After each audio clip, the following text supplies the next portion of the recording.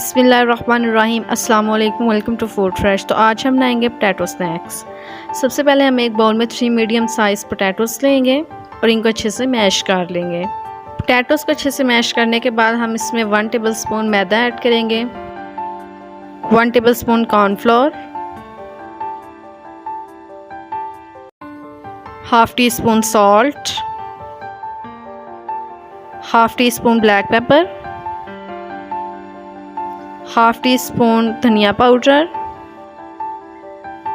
Half teaspoon chilli flex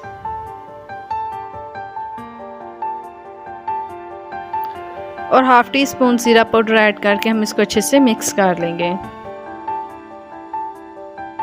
ये देखिए जी, mixture को हमने अच्छे से मिक्स कर लिया है। अब हम इनको इस तरह से इस शेप में बना लेंगे।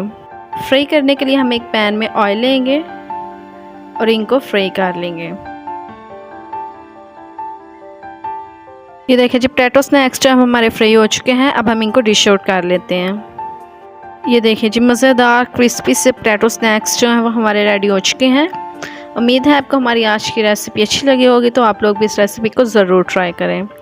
अगर आपको वीडियो अच्छी लगे तो आप इसको लाइक करें, शेयर करें और चैनल को सब्सक्राइब करें और बेल आइकन को प्रेस करना मत भूलें, ताकि हमारी हर नई आने वाली वीडियो का नोटिफिकेशन आप तक पहुँच सके।